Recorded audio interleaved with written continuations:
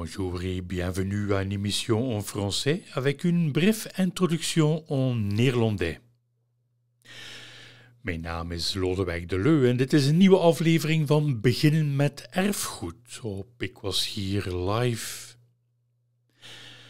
Wil je met je trekpaard aan de slag, dan span je eigenlijk de kar al voor het paard. Olivier Pichot werkt met zijn trekpaarden in Zuid-Frankrijk en hij legt in deze uitzending precies uit waarom je eerst moet weten wat je gaat doen, om dan een paard te kiezen dat bij dat soort werk en bij jou past. Hij vertelt het met liefde en zorg en stuurt onze woordenschat bij. Het paard is geen werktuig, maar een metgezel, een partner. Bonjour, je m'appelle Olivier Pichot, je suis prestataire de services en vigne et maraîchage avec les chevaux dans le sud de la France, le grand sud-est de la France. C'est-à-dire que ma zone de travail, elle allait avant de, on va dire, Montélimar au nord, Saint-Tropez et Béziers, ça faisait un grand triangle. Et aujourd'hui, vu qu'il y a pas mal de jeunes qui se lancent dans le boulot, ça me permet moi de me recentrer plus près de ma maison qui est côté Ardèche. Et la grosse zone de travail pour moi, c'est autour de Châteauneuf-du-Pape, autour d'Avignon. Et tous les grands crus méridionaux, là, Rasteau, Kéran. Donc voilà, et je suis parallèlement formateur en traction animale pour une formation qui s'appelle le certificat de spécialisation utilisation des chevaux attelés, qui est une formation qui a été créée à l'origine à la demande du syndicat national des cochers et laboureurs, dont je suis un des administrateurs aujourd'hui depuis à peu près 2012. Et voilà, en gros, j'ai commencé, moi, je suis venu au cheval, non pas par amour du cheval, que je ne connaissais pas avant de commencer le boulot, mais par souci d'écologie, écologie des sols, entretien des végétaux de manière naturelle. Et petit à petit, en fait, l'amour des chevaux est venu. C'est eux qui m'ont appris à communiquer autrement, à être plus patient, moins colérique. Parce que malgré leur force de 700 ou 800 kilos, ils m'ont appris à m'obliger à prendre sur moi, à me calmer et savoir communiquer correctement. Donc c'est une grande aventure pour moi. Donc voilà, je travaille depuis 2000, l'an 2000, donc ça fait 21 ans maintenant que je suis au métier. J'ai commencé par faire plutôt de l'attelage touristique, mais ça ne me plaisait pas, c'était pas du tout ma fibre. J'avais fait précédemment des études d'agriculture, d'agronomie, et à force de dire autour de moi que je voulais revenir vers mes premières amours de l'agriculture avec les chevaux. Il y a une amie qui m'a dit « Mais tiens, il y a tel domaine qui cherche, pas très loin d'où j'habite. » Et c'est parti comme une traînée de poudre. En une semaine, j'avais déjà fait le plein de clients. J'ai jamais fait de publicité encore aujourd'hui. Là, 20 ans après, j'ai pas besoin de faire de publicité. Il y a vraiment beaucoup de travail. Alors la particularité du travail qu'on a dans le sud-est, le grand sud-est, c'est qu'on a un ensoleillement très très fort. Beaucoup de vent séchant et puis des régimes de pluie très concentrés à l'automne. Et ce qui fait qu'il peut pleuvoir sur quelques jours la même quantité d'eau qu'il pleut à Paris toute l'année par exemple. Ce qui fait qu'on a une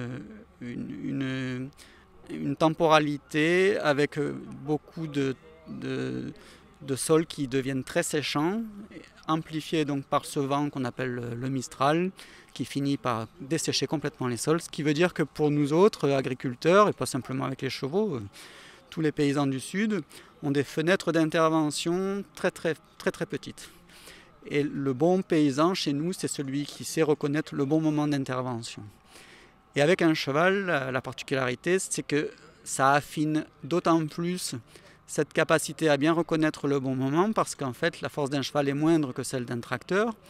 En revanche, il est capable d'intervenir sur une plage un peu plus large que celle du tracteur. Quand il pleut beaucoup, le tracteur étant très lourd, il va s'enfoncer, il va risquer de faire des dégâts sur la parcelle, des zones où on aura du mal ensuite à passer les outils. Alors que le cheval, la simple pression qu'il va exercer sur le sol va faire en sorte que ce sera plus porteur et on va pouvoir intervenir peut-être un jour ou deux avant. En revanche, après coup, quand le sol a vraiment séché, ben là c'est la puissance du tracteur qui sera supérieure à celle du cheval. Donc voilà, Le cœur du métier pour nous, c'est non pas le cheval, c'est la terre en fait. C'est la terre qui commande, c'est elle notre vraie patronne, quoi. Alors il est très important quand on veut se lancer dans l'attraction équine de bien choisir son animal. Son animal, d'abord il va falloir le choisir en fonction de sa résistance, en fonction du climat sous lequel on habite. Par exemple, nous, dans le sud de la France, où on a des conditions très séchantes, ce qui veut dire qu'à partir du mois de fin mai, début juin, l'herbe est totalement grillée, elle disparaît même, elle est jaunie, brûlée. Ça veut dire que c'est une période où on ne va pas pouvoir nourrir les chevaux. C'est pour ça que le sud de la France n'est pas une zone où il y a eu des races originelles. On a en plein milieu de la Camargue, dans le delta de la Camargue, les chevaux de Camargue, les taureaux de Camargue, etc. Justement parce qu'il y a toujours un afflux d'eau, mais elle est plus ou moins salée, donc ça a donné des petits chevaux très résistants. Néanmoins, les gros chevaux de travail, on n'a jamais connu ça. Il n'y a jamais eu de berceau de race dans le sud de la France. Donc nous préférons travailler avec des chevaux comtois, donc de Franche-Comté, qui ont la plus grande résistance en fonction de leurs besoins nutritifs et de leur capacité d'adaptation à tout milieu. Et ce sont surtout des modèles qu'on appelle moyens en taille, qui permet de travailler aussi bien en plaine pour faire du roulage, du voiturage, et en agricole d'avoir un pied sur le piémont, comme on appelle, en semi-montagne. Sur les petites terrasses, ils sont très très bien adaptés aussi, puisqu'ils peuvent faire des demi-tours très serrés, parce qu'ils ne sont pas trop grands justement, ils ne sont pas trop lourds, donc ils ne tassent pas trop. Donc voilà, nous on a vraiment besoin d'une race qui soit adaptée. Donc ça, le premier critère que l'on doit faire, c'est sur la race par rapport au gabarit et par rapport ensuite aux besoins de travail. C'est-à-dire que plus on va avoir des travaux lourds, avec des forces de traction élevées pour le quotidien, et bien plus il va falloir choisir un animal costaud qui soit capable de développer cette puissance-là. Donc il faut adapter les besoins du travail en fonction de la puissance naturelle du cheval. Et ensuite on va regarder un petit peu comment se déplace un cheval pour déterminer sa capacité naturelle à soit avancer vite ou avancer lentement. Il y a des travaux très minutieux où il va falloir que le cheval développe des tout petits compas, comme on appelle, c'est-à-dire lorsqu'il pose quand il va marcher, il va laisser des empreintes sur le sol, le cheval, et donc les empreintes laissées par les antérieurs vont être très marquées sur le sol, et on va regarder où le pied arrière du cheval va se positionner par rapport à cette empreinte laissée par l'antérieur. Et donc, si le cheval pose son pied, pour ainsi dire, au même endroit que l'empreinte, on va dire que c'est un cheval qui se juge, ça va être un cheval plutôt polyvalent. S'il pose son pied bien au-devant de cette empreinte laissée par le pied du cheval, on dit qu'il se met juste. Donc là, on va dire qu'il maximise son développement. Et ça va faire des chevaux qui ont une très grande amplitude. Donc on va plutôt réserver ces chevaux-là pour le roulage, le voiturage, le sport éventuellement, mais surtout pas pour l'agriculture. Presque pour certains travaux extrêmement minutieux, on choisira même des chevaux qui se déjugent, c'est-à-dire donc ils laisseront leur pied viendra derrière l'empreinte laissée par le pied avant. Je ne sais pas si c'est très clair, mais en gros, voilà, techniquement, c'est déjà, on va regarder la morphologie du cheval pour bien l'adapter en fonction du type d'activité que l'on veut développer avec les chevaux.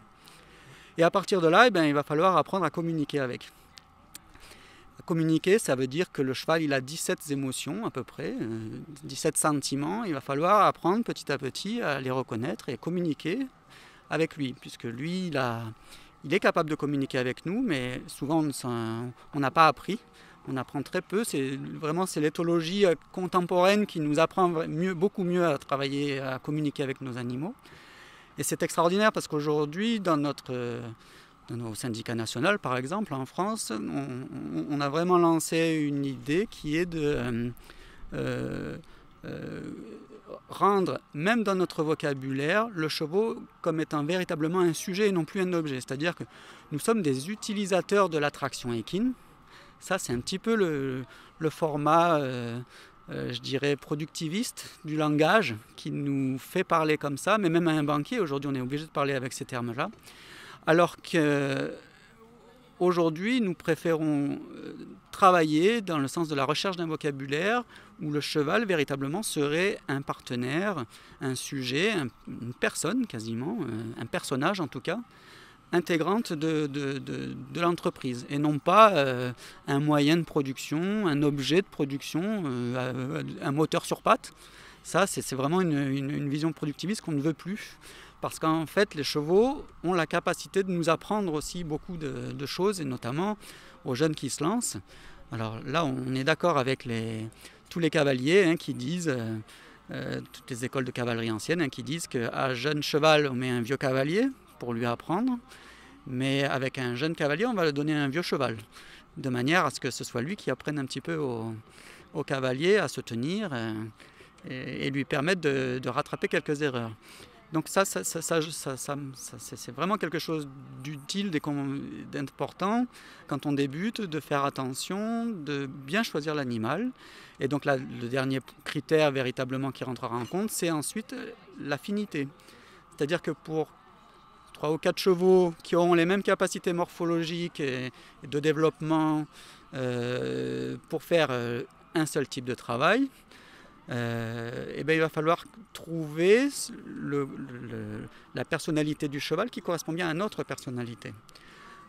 Souvent, l'écueil du débutant, c'est de croiser sur son chemin un jour un joli cheval qui vient vers lui pour lui réclamer un sucre ou de l'herbe et de se dire « Mon Dieu, c'est celui-là, il m'a reconnu, on va faire notre vie ensemble ».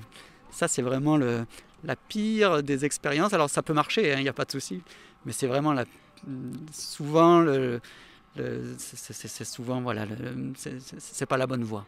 La bonne voie, c'est donc, je le répète, de bien choisir l'animal en fonction de l'activité que l'on va vouloir développer et de choisir ensuite les critères morphologiques qui y sont associés et, je dis in fine, trouver la bonne relation avec le bon animal.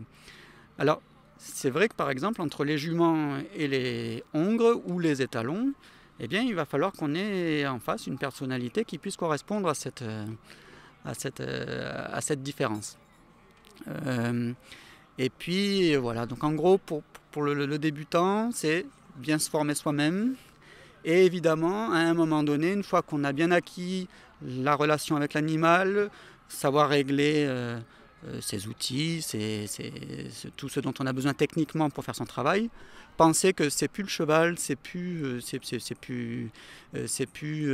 voilà, le cheval en soi n'est pas un but, c'est un moyen, c'est-à-dire qu'en fait, une fois qu'on a créé une vraie bonne relation, il faut toujours garder en tête que la vraie patronne, pour nous qui sommes travailleurs de la terre, c'est le sol, c'est la terre. C'est elle notre patronne, c'est la météo, c'est la terre, mais ce n'est pas voilà, l'ambition d'avoir un cheval en soi n'est pas une fin en soi. Le véritable objectif, c'est de se dire qu'on va travailler avec un cheval pour faire du débardage, par exemple en forêt, donc pour travailler un sol. Donc voilà, il faut d'abord être formé, je dirais, au métier dans lequel on va venir avec un cheval. Il ne faut pas faire le contraire, c'est-à-dire qu'il ne faut pas prendre le cheval et puis se dire je ferai n'importe quel métier avec. Non, c'est pas possible. C'est pas possible, je le répète, puisqu'il faut bien choisir l'animal en fonction de l'activité que l'on veut faire. Donc connaissons d'abord bien l'activité dans laquelle on veut s'implanter avec un cheval et ensuite choisissons le cheval qui va pouvoir nous aider à remplir les missions. Il y a plusieurs limites. La première limite, évidemment, c'est que le cheval n'est pas une machine. C'est-à-dire que c'est un être pensant, surtout sentient, comme l'on dit, donc il y a des sentiments. Et donc, lui, il va bien vouloir venir travailler avec nous, à condition qu'on lui offre un environnement de sentiments positifs. C'est-à-dire qu'il va véritablement avoir l'impression de se reposer sur nous, à condition qu'on ne l'emmène pas dans des endroits où il y a un risque pour lui. De même qu'on ne va pas déborder, lui demander des travaux en dehors, au-delà de sa capacité naturelle. Sinon, il va très vite nous faire sentir que il est très gentil, mais il a 4 jambes, il court plus vite que nous et il peut aussi se rebeller. Mais au-delà de cela, il faut donc la limite, c'est véritablement d'apprendre à communiquer correctement avec les animaux. Il nous y aide beaucoup, pour peu qu'on soit un petit peu sensible. Ils nous apprennent à reconnaître les moments où c'est trop dur, c'est harassant, c'est trop long. Déjà, ils peuvent nous donner quelques indices, mais ils sont tellement généreux que quelque part, on peut aller au-delà avec des chevaux qui seraient plus gentils que d'autres, et puis finalement les rendre malades, hein, soit en surprovoquant de l'arthrose, soit en les dégoûtant complètement, psychologiquement quasiment, hein, de certains types de travaux. Donc il faut être très vigilant là-dessus. La première limite pour moi, c'est la formation et la capacité à savoir communiquer avec les chevaux. La limite ensuite, les techniques, c'est-à-dire que comme la puissance est moindre qu'avec celle d'un tracteur, il faut là aussi faire très attention, on en parlait tout à l'heure, de choisir le bon moment d'intervention. Et ça suppose une finesse d'analyse qu'on peut avoir perdue avec la surutilisation soit de la chimie, soit du tracteur. Puisque la puissance nous aidant à travailler, on peut abîmer un sol. Alors qu'avec un cheval, c'est vraiment quand même un grand atout, c'est que on n'a pas le choix. On n'a que certains moments où on peut intervenir, il faut véritablement y aller. À ce titre-là, j'avais un ancien qui s'était arrêté au bord de la route un jour et qui m'a dit « Tu sais, Olivier, tu devrais revenir dans 3 ou 4 jours. » « Ah bon, oui, ouais, encore un, qu'est-ce qu'il veut, je fais ce que je veux. » Et puis j'ai cassé mon outil. Donc voilà, je rentre à la maison et le temps de la réparation, je reviens 3-4 jours après. Mais c'était totalement différent, le jour et la nuit. Et ce papy, un jour, on s'est arrêté à nouveau et il m'a dit une phrase qui restera toute ma vie gravée. Il m'a dit « Olivier, tu sais, la terre c'est comme une femme. Si tu la prends quand elle n'est pas amoureuse, tu la violes. » C'est extraordinaire. Cette phrase dit tout. Elle dit qu'il y a véritablement un bon moment où tout va bien se passer. L'outil va rentrer facilement dans la terre. Elle va se laisser retourner correctement. Le cheval va donc peu forcer. Nous-mêmes allons peu forcer sur l'outil. Enfin bref, là on est dans une forme d'harmonie totale parce qu'on a choisi le bon moment d'intervention. Alors ce bon moment, il n'est pas si facile que ça à repérer. Notamment donc dans le sud-est où je vous le disais que je travaille, puisque elles sont très très courtes en fonction de ces conditions climatiques extrêmement exigeantes. Autre limite, peut-être, c'est qu'on ne va pas pouvoir utiliser des outils qui ont besoin de ce qu'on appelle d'une prise de force, par exemple, c'est-à-dire des outils rotatifs. Ça, c'est compliqué si on n'adjoint pas un moteur auxiliaire sur nos outils. Mais alors là, on rentre aussi dans une forme de pré-machinisme qui n'a plus grand-chose à voir avec la traction équine. Voilà, ça, je dirais que c'est un peu les limites. Après, on a quand même beaucoup d'avantages à travailler avec des chevaux, notamment sur des zones totalement inaccessibles à la machine. Nous, dans le sud, hein, quand plus on descend là dans le sud de la France, enfin même un peu partout, là vous voyez dans notre environnement ici, même en Bourgogne, il y a des coteaux qui peuvent être assez forts. Des fois sur ces coteaux, eh bien, on va rajouter des murs pour casser un peu la pente et travailler sur des espaces extrêmement confinés, petits, où les demi-tours sont très courts. Et donc là, les animaux seront beaucoup plus pertinents que la machine. Ça, c'est un atout incroyable. Autre atout, c'est sur le fait qu'une pneumatique de tracteur, elle va provoquer ce qu'on appelle des ondes de choc, c'est-à-dire des vibrations dans le sous-sol. On va parler en dessous des traces des pneumatiques des tracteurs, selon leur pression et leur charge, d'un cône, d'un bulbe, je trouve plus le terme, d'un bulbe de compaction. C'est-à-dire que la vibration du tracteur plus le poids fait qu'en fait, il y a une onde de choc qui provoque ensuite un tassement petit à petit des éléments les plus fins et qui donc finissent par faire un bulbe comme un bulbe d'oignon ou d'ail sous la terre et qui vient parfois jusqu'à 1 mètre, 1,50 m tout de même, et donc qui impacte énormément la rhizosphère, notamment pour nous, ce qui est important puisqu'on travaille dans ce milieu-là, mais au niveau de la rhizosphère de la vigne. Et quand on sait que c'est parce qu'un sol est vivant, qu'il est aéré, qu'il y a des microbes qui vont transformer la roche, la matière première, en éléments nutritifs assimilables par la plante, hein, c'est ce qu'on appelle la chélation. Donc si on a une diminution de la porosité, c'est-à-dire de l'eau et de l'air dans le sol, provoquée par ces ondes de tassement, eh bien en fait on va déprécier et l'aspect, ce qu'on appelle nous terroir, l'aspect donc de la signature du goût véritablement de la variété sur son sol. Et on va finir par ce qu'on appelle des vins plutôt de cépage au lieu de parler de vins de terroir. Donc là, le cheval a un énorme avantage, c'est qu'un cheval va tasser le sol quand un tracteur va le compacter. C'est vraiment quelque chose qui a été... c'est facile à entendre, mais on a des études maintenant qui ont mis ça en évidence. Et ça, c'est très important, encore une fois. Par exemple, 4 pieds, on va dire, d'une paire de bœufs sur une parcelle vont impacter en surface, là je parle en surface, non plus en volume, mais en surface, vont impacter 57% de la surface par les différents allers-retours qu'il va falloir faire pour passer les différents outils, alors qu'un tracteur, il va impacter 480% de la surface. Donc ça, pour nous, ce qui est important, c'est aujourd'hui de placer l'avenir du cheval dans cette logique de le développement durable, comme on l'appelle. Durable voulant dire que nos actions présentes ou à venir ne doivent pas impacter les générations futures à pouvoir bénéficier du même environnement et du même sol, etc.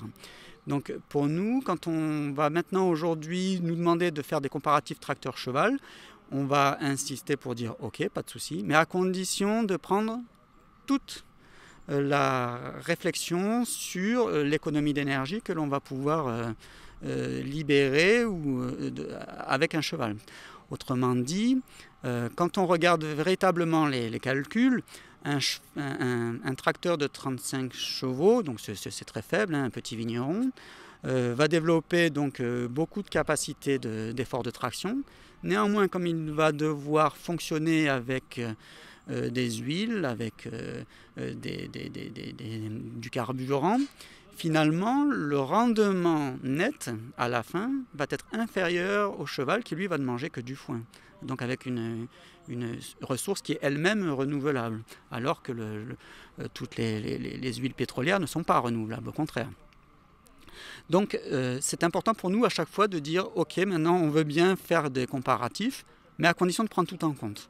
Et là, c'est sans parler, évidemment, en plus de ce qu'on appelle les énergies cachées. C'est-à-dire que quand on nous dit on va mesurer la vitesse du cheval donc, par rapport à un tracteur pour faire un hectare en 10 minutes ou en 1 heure, enfin bon bref, à la journée, ok. Mais donc on veut bien le faire à condition qu'on inclue toutes ces références sur l'économie d'énergie. Donc pour finir, un rendement énergétique net d'un tracteur, c'est 4 à 6%, pas plus. Tandis qu'un cheval, c'est 20%.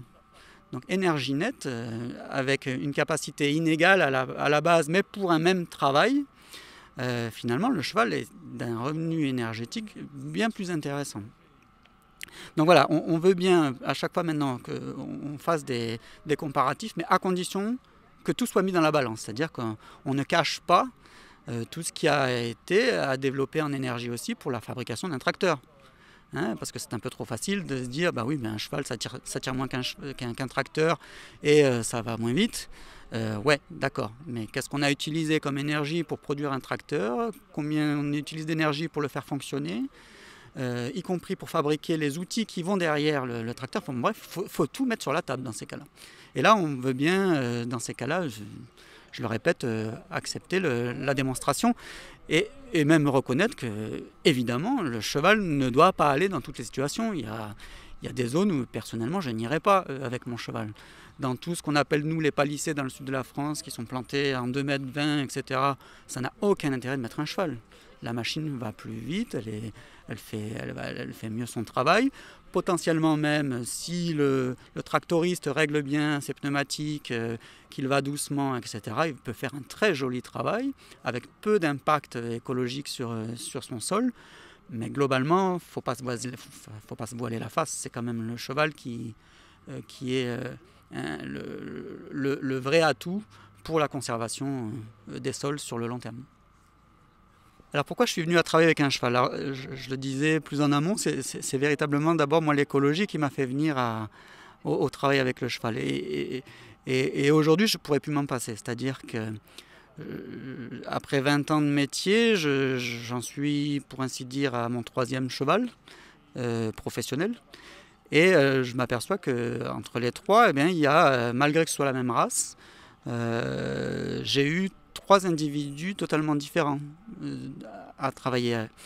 Et du coup, à chaque fois, j'ai été obligé de développer une forme de relation nouvelle et qui est extrêmement enrichissante, qui m'a beaucoup appris évidemment d'abord sur toute la communication qu'un cheval était capable de donner à l'homme. Et moi, en échange, d'être obligé de m'adapter systématiquement, de pas répéter des recettes techniques, parce que en fait, si les cavaliers de haute école parlent d'art équestre, c'est pas pour rien. C'est-à-dire que appliquer une technique pure avec différents chevaux, ça ne marche pas. Répéter toujours le même protocole, ça va marcher pour 1, 2, 3 chevaux sur 10, mais ça ne marchera pas sur les 10. Il va falloir, pour un même but, prendre un chemin petit, différent, nuancé. Et ça, c'est extrêmement plaisant, finalement. Ça évite la routine, pardon. Et c'est aussi que ça nous apprend beaucoup sur nous-mêmes. C'est-à-dire qu'en retour, ça nous oblige à être toujours plus fin, toujours plus à la fois exigeant, mais en même temps plus doux, non pas plus bisounours, au contraire, toujours être plus exigeant, mais d'être capable d'affiner notre relation. Et ça, c'est un grand travail sur soi, c'est extraordinaire. Ce retour, pour presque en dire en miroir, c'est fort parce qu'en plus c'est avec un être qui n'est pas doué de parole comme nous le sommes. Nous, on a besoin de faire un récit pour expliquer, voilà la preuve, là je suis obligé de réciter quasiment comment, ce que c'est mon métier, etc. Un cheval, il ne récite pas, il est dans le présent. Et ce présent, il s'agit pour lui qu'il soit toujours le plus doux possible. Et donc c'est extraordinaire. Alors, ce qui est très plaisant aujourd'hui en plus, c'est que la recherche en éthologie, mais même en physiologie, nous apprennent énormément de choses. Il y a un courant autour d'un personnage assez intéressant qui s'appelle Jocelyne Porcher, une chercheuse, qui tourne autour de qu'est-ce que le travailler. C'est-à-dire on ne pose pas la question est-ce que le cheval travaille, ou alors plutôt on la pose, mais au même titre que pour l'humain. C'est-à-dire qu'est-ce qu'il est capable de montrer pendant une action, ou pendant en tout cas son apprentissage, de capacité personnelle pour arriver dans un but. Est-ce qu'il est capable d'anticiper? Est-ce qu'il est capable de proposer une solution? Est-ce qu'il est capable de montrer qu'il a compris ce qu'on lui demandait? Tout ça, ce sont des choses qui auparavant n'étaient pas aussi fines qu'aujourd'hui. Et ça, c'est extraordinaire de se trouver à ce moment de l'histoire où on ne considère plus l'animal comme un objet machine, c'est vraiment un compagnon de travail idéal.